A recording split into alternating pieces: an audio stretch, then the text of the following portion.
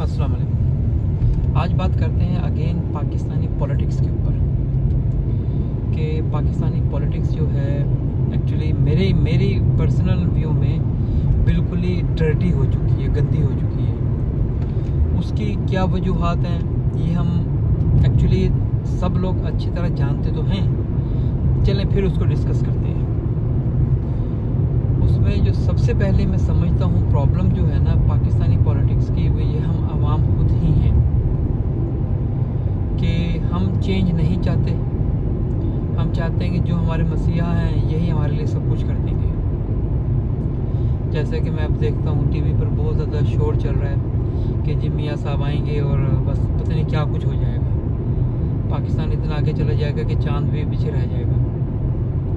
लेकिन मैं ये समझता हूँ कि ऐसा कुछ भी नहीं होना।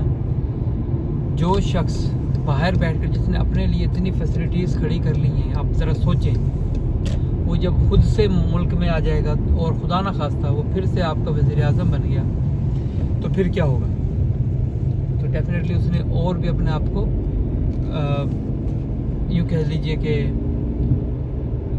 सेव कर लेना है। मैंने अभी वज़ीर इत्तलात हैं जो पाकिस्तान की लेडी PMLN की हैं, वो उनकी एक स्टेटमेंट देखी, उन्होंने कहा जो काम 1.5 साल में हो सकते थे वो 4 साल में क्यों नहीं हुए। मैं ज़रा उनकी तौसीह करना चाहूँगा यहाँ पर कि मैडम जो काम आपने 1.5 साल में किया, मैं समझ 1.5 साल में भी नहीं किया, आपने तो 3-4 दिनों में कर लिया। आपने इतने कवानीन पास कर दिए हैं, तो आपने किए तो यही है ना। वो भी तो यही कह रही है ना बेचारी कि ये काम हमने आगे किए, इतनी फैसिलिटीज़ अपने लिए पैदा की, ये पिछली हुकूमत ने क्यों नहीं की है। वो भी कर सकती थी तो उनके ऊपर ये पूरे दिन ना आते जो आए हुए हैं, ठीक है ना। और उसने पस से पर्दा ये भी कहने की कोशिश की है कि यही काम अगर हम पहले कर लेते, मियाँ साहब अपने पहली हुकूमत में ही कर लेते ये वाले सारे काम, शायद उनको भी इतनी प्रॉब्लम ना फेस करनी पड़ती, बार बार मुल्क छोड़ के ना जाना पड़ता, बाहर बैठकर इंतज़ार ना करना पड़ता। क्योंकि मियाँ साहब को पता है कि जो भी जनरल्स वगैरह आते हैं वो साल 2 साल के लिए बैठे होते हैं, उन्होंने चले जाना है, उनकी मुलाजमत मुद्दत इतनी होती है। मियाँ साहब जाएंगे 2-3 साल बाहर गुजारेंगे, उनकी मुलाजमत मुद्दत ख़त्म होगी, फिर आ जाएंगे। उनको पता चल चुकी है ना ये सारी की सारी कहानी इस तरह ही होती है। तो मैं यहाँ पर ये कह रहा था कि देखें हमें इन चीज़ों से अवॉइड करना चाहिए, बचना चाहिए। अब जो कुछ भी है, चाहे इस्टेब्लिशमेंट हमारी कुछ भी कर रही है, सिटिंग गवर्नमेंट कुछ भी कर रही है, मैं यहाँ पर ये ऐड करना चाहूँगा कि हमारी आवाम को वो नहीं करना चाहिए जो ये लोग कर रहे हैं। क्योंकि पढ़े लिखे तो हैं नहीं है। पहले मैं ये समझता था, हम कहा करते थे डिस्कशन में बैठकर 10-12 साल पहले, 15 साल पहले तक कि जी इस्टेब्लिशमेंट पढ़ी लिखी है इसलिए वो मुल्क को संभाल कर बैठी है। नहीं, वो पढ़ी लिखी नहीं है, सिर्फ 12 पास लोग हैं वो, उसमें तो इससे ज़्यादा पढ़े लिखे होते नहीं है इस्टेब्लिशमेंट में। अब 12 पास की क्या हिम्मत कि वो इतना बड़ा मुल्क चलाए, ना उनके पास तजर्बा होता। हाँ, उनके पास तजर्बा किस चीज़ का है, कैसे मुल्क को बिगाड़ना है। ये सारा का सारा बिगाड़ जो है ये हमारी इस्टेब्लिशमेंट कर रही है हमारे मुल्क के अंदर। हमें देखना चाहिए, समझना चाहिए, सोचना चाहिए इन सारी बातों कि हम एक्चुअली कर क्या रहे हैं। ये बहुत बुरा हो रहा है हमारे मुल्क के साथ कि इतने कवानीन पास कर दिए आपने विद इन फ्यू डेज़, और उसकी कापियाँ भी किसी को नहीं दी जा रही, पार्लियामेंटेरियंस को। उसका एक प्रोसीजर फॉलो नहीं किया जा रहा। कवानीन पास हो रहे हैं कि पार्लियामेंट में 2 या 3 लोगों को बिठाया गया है और 2-3 लोग बैठकर बिल पास कर देते, तो फिर ऐसे पार्लियामेंट का क्या फ़ायदा जिसके अंदर 100+ पार्लियामेंटेरियन बैठे होने चाहिए थे, जिसमें अपोजिशन और गवर्नमेंट बैठी होनी चाहिए थी। हमारी इस्टेब्लिशमेंट को तो ये चाहिए था कि किसी भी तरह से जो अब जैसे तैसे करके आप एक कम सीट वाली पार्टी को बरसर इक़्तिदार ले आए हैं, तो आपको चाहिए था जो ज़्यादा सीट वाली पार्टी है उसको अपोजिशन में किसी भी तरह से बना कर बिठाते, ताकि इन सारी चीज़ों का कोई ना कोई हल निकलता। नहीं, आपने ज़्यादा सीट वाली पार्टी को बाहर बिठा दिया, उसका नाम तक लेना आपके मुल्क में गवारा नहीं किया जा सकता। आप कोई ले ज़रा उसको आप उठा लेंगे, मार देंगे। बहुत गलत कर रहे हैं लोग, ये नहीं करना चाहिए। अब आप ये देखें, पेट्रोल प्राइस बढ़ा दिए गए हैं 3-4 दिन पहले, रातों रात आपने पेट्रोल प्राइस बढ़ा दिए। आप तो एक 30 मार खान लेकर आए थे कि इस जैसा बड़ा करता था कि जी IMF को डील करने का मेरा 40 साल का 20 साल का तजर्बा है, वो तो मेरी उंगलियों पर नाचते हैं। ये उल्टा बोल गए थे उस वक्त। उनको ये कहना था मैं उनकी उंगलियों में नाचता हूँ। और फिर इस वज़ीर ख़जाना की क्वालिफ़िकेशन क्या है कि वो इसका यहाँ का वज़ीर ख़जाना बने। 3-4 साल वो मुल्क से भागा हुआ था, इश्तिहारी था, उसका घर तक नीलाम कर दिया और बाद में उसको आप बाकायदा चार्टर्ड तैयारे में बिठाकर मुल्क में लाए हैं और उसको आपने वज़ीर ख़जाना बना दिया। अब ये जमहूरी हुकूमतों में नहीं होता, ना ही हो सकता है। इसका मतलब है कि आपके मुल्क में एक फ़र्द वाहिद की जो है हुकूमत चल रही है और वो एस्टेब्लिशमेंट। ये लोग सुनते नहीं है किसी की। आपने रातों रात पेट्रोल बढ़वा दिया और आप चुप हैं, यहाँ पर आराम से बैठे हैं। अभी मैंने हाफिज साहब को देखा, एक घर के अंदर बैठे हैं और बड़े इत्मीनान से बैठे हैं और घर के लश ग्रीन घर, यानी कि इतना पूरा साइज घर के, उनके टेबल के ऊपर जो साइज की चीज़ें पड़ी हैं नुमाइश, वो इतनी महंगी महंगी है। मुझे पता है UAE में इनके क्या क्या रेट है, इतनी महंगी महंगी चीज़ें उनके। यार आप इतने गरीब मुल्क के आदमी हो और आप इतनी महंगे महंगे घरों में रहते हो, शर्म नहीं आती? बिल्कुल भी शर्म नहीं आती। कोई शर्म पल्ले नहीं आप लोगों के। हम कर क्या रहे हैं? आवाम के टैक्स का पैसा जिनके ऊपर हम हर दूसरे दिन बिजली का बम गिरा देते हैं, पेट्रोल बम गिरा देते हैं, गैस बम गिरा देते हैं, उनका पैसा हम निचोड़ कर उनसे छीन रहे हैं और बाय द एंड हम अयाशी खुद कर रहे हैं। कोई आदमी, कोई एक जी शऊर इंसान मुझे ये बता दे पिछले 1.5 साल में हल्का सा भी रिलीफ आवाम को मिला हो, किसी भी तरह का कोई रिलीफ मिला हो आवाम को? नहीं मिला। यही तो मसला है, मैं कहता हूँ पाकिस्तानी पॉलिटिक्स का। आप ये छोड़ें, पिछले 1.5 साल में 75 सालों में आवाम को क्या रिलीफ दिया उन्होंने? कोई रिलीफ नहीं दिया किसी भी किस्म का। जहाँ थोड़ा सा इनको लगा आवाम को रिलीफ मिलने का टाइम आया, हुकूमत को हटा दो। ये सबसे आसान हल है, हुकूमत हटा दो, उसको हुकूमत ही ना करने दो, कोई भी गवर्नमेंट बैठी है। और मैं इसमें मैं ये नहीं समझता, मेरी नज़र में इस्टेब्लिशमेंट जो है ना एक वो काबिल रहम इदारा है। गलती उनकी नहीं है, बिल्कुल भी नहीं है। मैं मानता ही नहीं हूँ कि इस्टेब्लिशमेंट की कहीं से गलती है। इसके अंदर सरासर गलती जो है सिर्फ और सिर्फ हमारे पॉलिटिकल लोगों की है, जिन्होंने हर एक चीज़ को अपनी अना का मसला बना लिया। क्यों नहीं वो सोचते अपने ज़ाती इख्तलाफात को बुलाकर, इसमें मैं कहूँगा मियाँ साहब आ गए, इसमें खान साहब आ गए, छोटे मियाँ साहब, बड़े मियाँ साहब और सारी की सारी पार्टियों वाले लोग आ गए।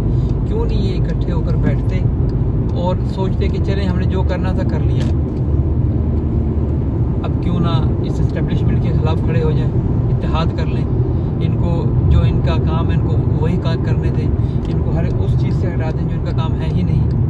पूरे मुल्क में खुदारा मैं हैरान होता हूँ कि हमारे पूरे मुल्क के अंदर सिर्फ हर इदारे के अंदर इस्टेब्लिशमेंट का आदमी बैठा हुआ है। Colonel retired, general retired, brigadier retired, ठीक है जी। क्या बात सिर्फ इन्हीं लोगों को हुकूमत करनी आती है? यार हैरत की बात है, आपने शहर के अंदर वो बिठाना है, DCO कर्नल रिटायर्ड बिठा दिया आपने कोई और ऑफिसर बिठाना है, कोई टैक्स डिपार्टमेंट में बिठाना है, कोई फॉरेन ऑफिसर बनाना है, आप सिर्फ इस्टेब्लिशमेंट के आदमी को उठा के लाते हैं। वजह कोई बताएगा हमें इसकी चीज़, इसकी वजह क्या है? ये कोई नहीं बता सकता, कोई बोल नहीं सकता। ये वो चीज़ें हैं, मैं समझता हूँ कि ये जो हमारी पॉलिटिकल पार्टीज़ जो हैं, ये कसूर इनका है। मैं कह रहा हूँ हमारी जो इस्टेब्लिशमेंट है उसका तो कसूर है ही नहीं किसी भी चीज़ में। वो तो मासूम लोग हैं, बिल्कुल मासूम लोग हैं वो तो, उनका तो किसी भी चीज़ में कसूर नहीं है। कसूर सिर्फ सरासर हमारी पॉलिटिकल पार्टीज़ का। ये अब हर चीज़ को अपनी अना का मसला बना के बैठे हुए हैं। मैं समझता हूँ कि इस वक्त भी छोटे मियाँ साहब हैं चाहे बड़े मियाँ साहब, इनको चाहिए कि खान साहब को हर तरह का रिलीफ दे दें। लेकिन हमने आपको रिलीफ दे दिया, करें जो कैंपेन करनी है आपने, बल्कि आए हमारे साथ बैठें, बातचीत करें। हमें नज़र आ रहा है कि ये गवर्नमेंट आपकी, अगली आप ले लें, बारी बारी खेलते हैं आप ले लें, लेकिन इस्टेब्लिशमेंट की नहीं सुननी है किसी ने भी। फिर देखिएगा इस्टेब्लिशमेंट कैसे आपकी जूते की नोक पर आकर बैठती है। ज़रूरी है कि आपने कुछ चीज़ों के सेक्रीफाइस करना है और ये लोग सेक्रीफाइस करना चाहते ही नहीं है। ये बिल्कुल भी नहीं चाहते कि हम किसी भी किस्म की क्या कहते हैं इसको, कोई अपनी तरफ से क्या कहते हैं इसको, हम कुर्बानी दें। ये किसी भी किस्म की कुर्बानी नहीं देना चाहते। आवाम से हर रोज़ सुबह उठ के कुर्बानी मांगते हैं, मुश्किल फ़ैसले, बड़ा उसको नाम दे दिया गया है, हर एक उस चीज़ को नाम दे दिया इन्होंने, मुश्किल फ़ैसला। जो भी महंगाई करनी है मुश्किल फ़ैसला, किसी को उठा के ले जाना है मुश्किल फ़ैसला। ये वीगो, ये क्या है वीगो? आपके साथ हमें तो पता ही नहीं था, आपका कुछ ना कुछ बन रहा है और इसके कुछ अरसे के बाद सब कुछ ख़त्म हो जाएगा। क्यों नहीं इलेक्शन होने दे रहे? उसकी वजह यही है कि ये इन लोगों को पता है इलेक्शन होंगे, पीटीआई पर से रिश्तेदार आ जाएगी, ये हमारा खून निचोड़ेगी। तो ये वो चीज़ें हैं जो मैं कहना चाहता था आप लोगों से कि हमारा पॉलिटिकल जो स्ट्रक्चर है बिल्कुल ही ख़राब हो चुका है, कि गवर्नमेंट को चाहिए, लोगों को चाहिए कि इन चीज़ों को देखें, समझें, मवाजना करें, लेकिन नहीं, हम ऐसा नहीं करना चाहते। नहीं जी, आज मैं एक्चुअली अजमान में आया हूँ, एक जगह पर, एक और इंडस्ट्रियल एरिया कह लीजिए आप इसको, ठीक है। इसमें मैं आया हूँ अपने एक दोस्त से मिलने के लिए, और मैं एक्चुअली उनका मुझे आज इंटरव्यू लेना है। आज मैं उनके इंटरव्यू की गर्ज से इधर आया हूँ। उनकी एक लॉन्ड्री है यहाँ पर, लॉन्ड्री बिजनेस करते हैं, तो मैंने सोचा कि क्यों ना एक लाइव इंटरव्यू ले लिया जाए।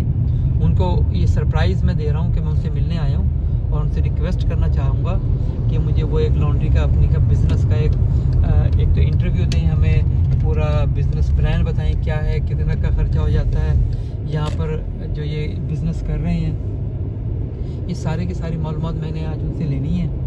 इंशाल्लाह ताला मैं आपको पूरी एक सेपरेट वीडियो बनाकर दूँगा, उसके ऊपर हर चीज़ बताऊँगा कि कितने का ख़र्चा हो जाता है, और रेंट कितना है, लाइसेंस पर क्या ख़र्चा होगा, लॉन्ड्री अगर आपने वॉशिंग वाली बनानी है तो कितना ख़र्चा है, विदाउट वॉशिंग बनानी है तब कितना ख़र्चा है, और बिज़नेस प्लान क्या है इसका, एक्चुअली तरीक़ेकार क्या है बिज़नेस करने का, ठीक है। ये सारी की सारी चीज़ें इंशाल्लाह हम आज लोग सीखेंगे और सुनेंगे और समझेंगे भी। कोशिश यही होगी कि उनको रिक्वेस्ट कर लूँ कि आज हमें वो इंटरव्यू ज़रूर दें अपना। वो इंटरव्यू देते हैं तो इंशाल्लाह ताला उनकी लॉन्ड्री में ही बैठकर इंटरव्यू लेंगे उनसे, और फिर इंशाल्लाह अज़्ज़ा वजल उसको मैं एज सुन एज़ पॉसिबल आपको ऑन एयर करूँगा उसे, और फिर आप उसको देखिएगा, सुनिएगा और समझिएगा। जो लोग भी जो बिज़नेस करना चाहते हैं यूएई में किसी भी किस्म का, ये तो मैं लॉन्ड्री का बिज़नेस का भी आइडिया में लेकर आ रहा हूँ आज। इसके आगे और भी आपने बहुत सी वीडियोस देखी होंगी लोगों की, लेकिन मैं पूरी कोशिश करूँगा कि कुछ चीज़ें जो आपकी उस वक्त क्लियर नहीं हो सकी और वीडियोस में, वो इनमें क्लियर हो जाए। इंशाल्लाह ताला ज़रूर क्लियर होंगे आपकी वीडियो, इस वीडियो में सारे के सारे डाउट्स आपके। बस पहुँच जाऊँ मैं, उनसे बातचीत कर लूँ, इंशाल्लाह ताला मैं आपको ये पूरी डिटेल दूंगा उनसे लेकर कि बिज़नेस कैसे किया जाता है, तरीक़ाकार क्या है, ठीक है, और कैसे आप अपने पैसों को बचाकर बिज़नेस कर सकती हैं, ठीक है जी। नहीं जी, अब हम यहाँ पर एंट्री ले रहे हैं। आई थिंक यही भी जगह थी, अगर मैं गलत नहीं हूँ, अगर गलत हो गया तो देखेंगे कहीं और से वापस मुड़ कर आएँगे, क्योंकि अजमान में मैं बहुत ज़्यादा नहीं आया, लेकिन आजकल मैं, क्योंकि मुझे अपने घर से जगह करीब पड़ती है, तो इसलिए आपने देखा भी होगा कि मैं जो रोड ट्रिप कर रहा हूँ ज़्यादातर मैं अजमान के ही कर रहा हूँ, क्योंकि मेरे घर के बिल्कुल करीब पड़ता है ये, तो इसलिए मैं अजमान के ही रोड ट्रिप्स कर रहा हूँ बहुत ज़्यादा। चलिए जी, मेरे ख्याल में सही आ गया हूँ यहाँ पर, और यहाँ पर आकर अब मैं इंशाल्लाह इनसे रब्ता करता हूँ, और फिर मैं आपको सारी की सारी डिटेल देता हूँ। अपना ख्याल रखिएगा, अगले वीडियो तक इंतज़ार करें। अस्सलाम वालेकुम।